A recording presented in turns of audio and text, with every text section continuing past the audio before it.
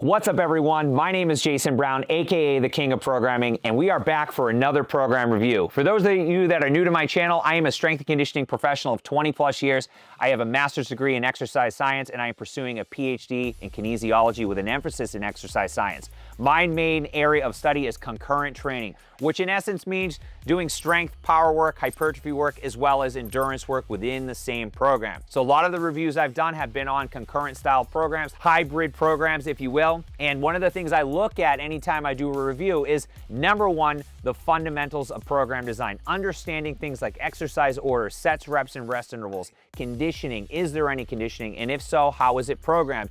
Also, understanding whether or not the volume prescriptions are in alignment with who the ideal individual is for that program. These are things that are very important to understand whether or not the program is going to get someone to where they want to go. Now, what I tend to see as a whole on the market is that coaches don't understand how the body uses energy. They don't understand stress, and they put people in positions to go through this stress cycle over and over with high intensity training, and there's nothing to bring them down. What I tend to see is the fit for a lot of people these days is having a balance between things like aerobic training, which is lower stress in nature, as well as our strength, power, and of course hypertrophy work. So understanding that there is a balance, it's not just about doing more. We tend to think as human beings that if we do more, we'll get more. Well, that isn't the case for the human body. It's way more complex than that. And if we are currently stressed out and we are doing high stress training sessions one after another, then there is a potential risk of doing that. So I want to be clear that when I look at these programs, the lens I'm looking at it through is just that. Understanding whether or not it is appropriate in terms of just fundamentals, understanding how someone is going to potentially get results, or on the other end, potentially go backwards. I've seen programs that are completely negligent, putting people in positions to be overly sore, chronically stressed out, and potentially have even bigger consequences that we don't need to talk about now, but just know that there are programs out there that are complete dog. And if you are someone that's in the market for a new program, then you're gonna wanna check out some of my reviews because I review big name programs. If you're new to my channel, let me know in the comments and let me know what big name program you'd like to see me review. Chances are, maybe I've already reviewed some of those, so check out past reviews because there is a lot of stuff in there and some of the stuff will make your head spin with just how bad it is. Today, I'm looking at a program from Jeff Nippard. Now, Jeff Nippard has a massive YouTube channel. He's someone that I respect and I think has a ton of knowledge, and I wanted to see whether or not his programs align with his scientific knowledge. And of course, he's very big into studies and understanding whether or not we're doing things in the most optimal way as it relates to research. Now, I will tell you, as someone that leans on science, but also leans on art, that there is a middle ground. Science can certainly give us a window of information into things that we need to know, but I will tell you, not to toot my own horn, that a lot of the stuff I've seen in supported research, even the stuff that I'm digging into now in my dissertation, is stuff that we knew a decade ago. So now we're seeing a lot of these things. We're seeing that concurrent training. You can train both aerobically and anaerobically within the same program and get great gains on both ends of the spectrum. And that was something that we thought couldn't be done, and we thought that there was, this interference that exists between different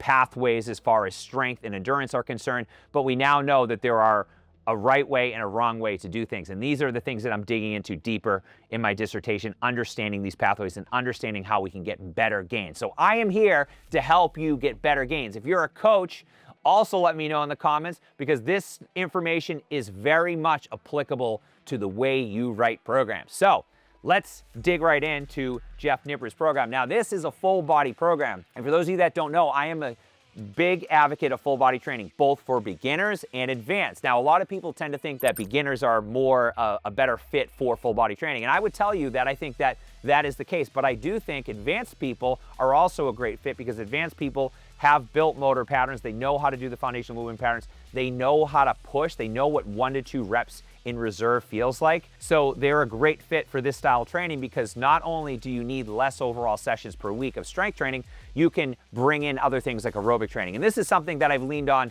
quite a bit in my own training over the last decade plus. And my most popular program right now with close to 1,000 athletes is my Functional Conjugate full body program. So if that doesn't tell you anything, I don't know what does, but it is a very, very popular style of training in my world, and most of the people that are using it are highly advanced. They have the ability to recover better because we're doing other forms of training within the week that helps expedite the recovery process. So there's a lot of benefits to full body training outside of just learning how to do the foundational movement patterns. All right, so let's get right into it. So this is a full body program. It is 4 times per week. Now, a lot of times when I think of full body training, I think of doing less overall sessions. And I think full body training fits into the 2 to 3 sessions per week very nicely. Now, I haven't done a lot of full body programming with 4 sessions per week. So I'm interested to see how this looks. And just so you guys know, this is my first look at this program. When I do these reviews, I like to look at them at first glance and not have anything pre-planned where I'm potentially going to make this work in my favor. I want to show you guys what I'm seeing, but I also want to be careful not to give away this entire program. So we are digging into this PDF program here, which is a little bit harder to see, but on our first day, we've got a squat, we've got an incline dumbbell press, we've got a leg curl, we've got an upper pull, then we've got some seated hip abduction, we've got some direct arm work and direct calf work. So overall, I really like the structure of this day. We're covering all of our foundational movement patterns. We've got a squat, we've got a press, we've got an upper pull, we've got some hinging work, we've got some lying leg curl in this case, and then of course we've got some additional direct arm work as well as calf work. So overall, I think this is a fine day. Let's look at how this is programmed. He's got the number of warm-up sets, he's got the number of working sets, and then he even gives you the rest interval as well as the RPE. So overall, this is very, very descriptive as far as the details. A lot of times I see programs that have no rest intervals, they have no guide in terms of what it should feel like, how many reps in the tank, what type of percentage, all that stuff is certainly applicable. So I really, really like the structure of this day. I even like that he's got some heavy work here with your back squat. 77.5%. I guess you could probably just go to 80 and make it easy for people. But I'm sure that there is a specific why to that, maybe long term, and how he's building over the course of the duration of this program.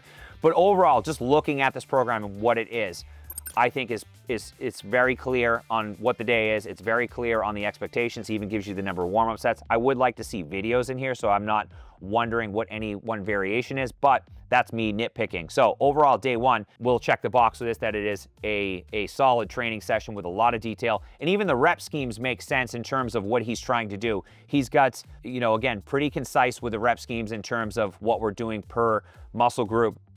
So overall, I like this day and I don't have any issue with it. Now, on what I would say is that for me personally, there's a lot of exercises. Preference-wise, it's probably more exercises than I would do, especially considering this is a 4-day-a-week program. But this is a lower focus day in this program. So I like that he's got that identified. Day 2, we are going into performing all the foundational movement patterns again, where we have a barbell press, so a bigger pattern now. We worked with dumbbells on the previous day. Now we're going with a bigger pattern. We've got some additional chest work. This is an upper body focus day. And then we've got hip thruster, RDL, chest supported row, Arnold press, tricep press down.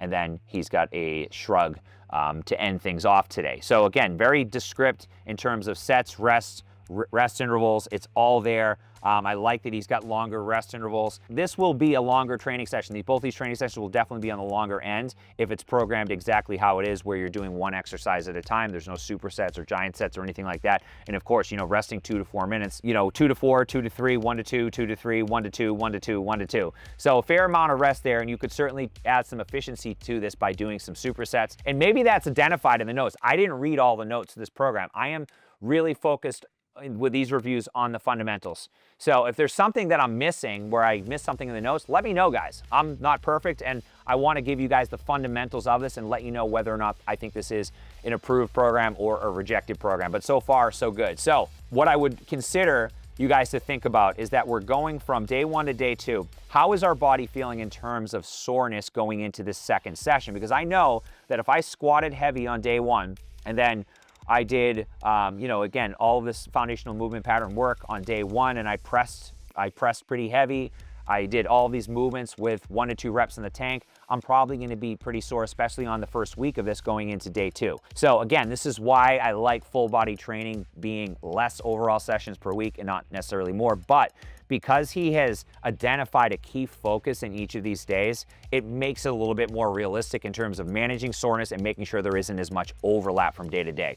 Now, on the other end of the spectrum, as far as our nervous system is concerned, there's certainly going to be some stress that exists there. And, doing high intensity session after high intensity session where you're pushing the envelope, you run into the risk of central fatigue, which is a real phenomenon that exists, especially with people that know how to push, people that are more advanced.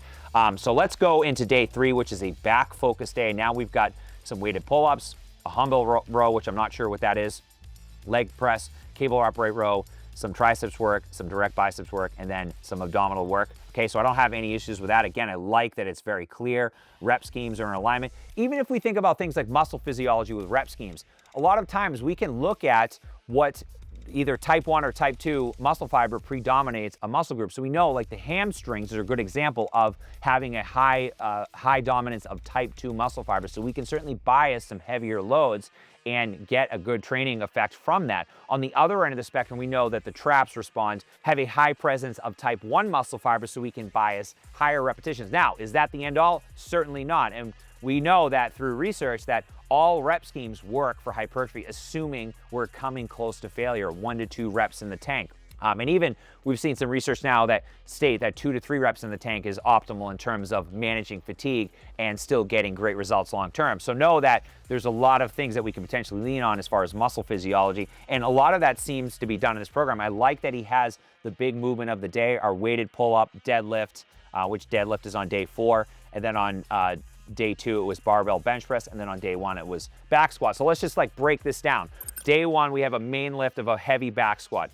Day 2, we have a main lift of a barbell bench. Day 3, we have a weighted pull-up. And then on day 4, we have a deadlift. So I like that organization. We've got back squat and deadlift potentially separated by 72 hours. We've got 2 upper body movements, which again represent both pressing and upper pulling. So overall, I think this is a very well-organized program. And these are the first 4 days. So again, he's got good rest intervals. They're in alignment, resting 3 to 5 minutes between 85% of your 1 rep max deadlifts for sets of 2 is definitely in alignment with what you would want to do for a heavy deadlift like that. Now, on the other end, we've got weighted pull-up, 3 sets of 6 with 2 to 3 minutes rest. Again, this is a very, very well-designed program and what I would expect from someone like Jeff Nippard. So that is it for the first 4 days of this program. Let's kind of talk about some of the pros and cons. Now, the pros being that it is well-organized, exercise selection, exercise order, sets, reps, and rest intervals.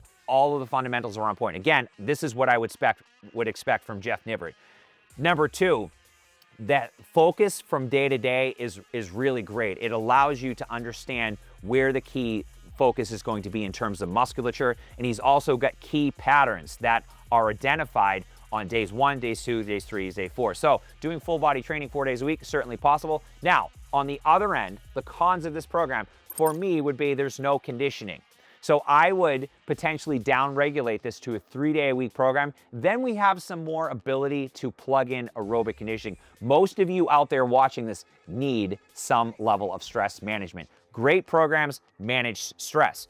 And I'm a big believer in using aerobic training to not only build the underlying mechanisms of the aerobic system, but also to support your stress levels, to support your life outside of the gym, to add resilience to your life so you're able to better tolerate stress. That is a key component to aerobic training. Now, there is a long list of benefits to doing aerobic training. If we do it on separate sessions and not necessarily at the end or before a strength session, which I would highly recommend you not do that, it can support everything you're trying to do. So my feedback would be to make this a 3-day-a-week program. I know the goal is a 4-day-a-week program, but what I would do if this was me, and what I do in my training subscriptions, is I have 3 full body sessions per week, and then I plug in potentially 3 more aerobic sessions. Now, is 3 mandatory? Certainly not. You can get away with doing as many as you can, whatever your schedule permits. So having some aerobic training in there throughout the week is gonna line up nice. So what I would potentially do is I would make deadlift and weighted pull-up be in the same session, 2 main movements of the day, and then I would pepper in some of that accessory work for the remaining foundational movement patterns. Back squat and barbell bench press potentially be in the same session.